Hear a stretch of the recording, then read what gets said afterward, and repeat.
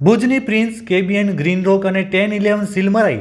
રાજકોટની ઘટના પછી સમગ્ર ગુજરાતમાં ફાયર વિભાગ સહિત સ્થાનિક તંત્ર દ્વારા બનાવાયેલી કમિટી દ્વારા ફાયર નિયમોની તપાસ સાથે ફાયર એનઓસી સહિતના નિયમોના પાલન માટે કામગીરી કરાઈ રહી છે. ત્યારે ભુજના ફાયર વિભાગ દ્વારા 5 જેટલી હોટલોને સીલ કરાઈ છે.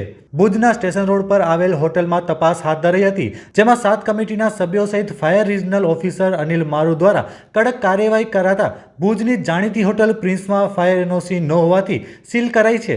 તો બીજી તરફ કેબીએન, ગ્રીન રોક સહિત 10-11 રેસ્ટોરન્ટને સીલ મારવામાં આવ્યું છે. હોટલના જવાબદારો દ્વારા ફાયર એનઓસી ન હોવા છતાં કાર્યવાહી ન કરવા માટે દબાણના પ્રયત્નો કરાયા હતા, પરંતુ ફાયર વિભાગે મક્કમ રીતે હોટલ સીલ કરી હતી. ફાયર વિભાગ દ્વારા ભુજની અન્ય હોટલોમાં પણ તપાસ હાથ ધરાઈ છે.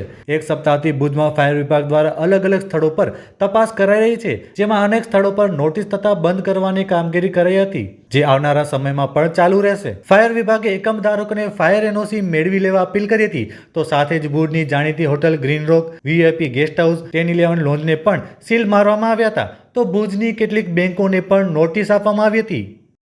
બરોબર, આ તમારું પાર્કિંગ છે, પબ્લિક બહાર હેરાન ન થાય ને એટલે આ પાર્કિંગમાં રેન્ટ બનાવવાનો છે ને અહીંયા બધા વાહનો ઉભા રહેશે. કાંઈથી કોઈ કરાવી નાખ્યો ભાડામાં જાતે તમારો સીલ કરી નાખું છું. બરોબર,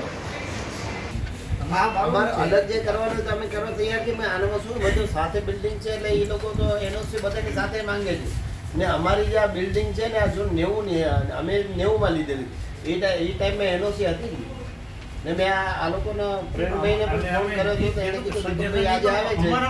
હા, અમારી જે 30 વર્ષ બિલ્ડિંગ તમે ભલે નિયમ મળી 30 છે આપજો લાઇસન્સ તો તમારે રિન્યુ કરાવવાનું. હા, બરોબર, એના સાથે ફાયર એનઓસી લેવાની આવી જાય છે. ફાયર એનઓસી મળતી આની જૂની બિલ્ડિંગમાં એનઓસી મળતી નથી ને તો અમે લઈ લઈને ભાઈ આ 2020માં જ્યારે બન્યો હતો 2020માં જ્યારે સુરતમાં બન્યો હતો ત્યારે આપણે એનઓસી માટે વાત કરી ત્યારે એનઓસી નથી આપી અમને.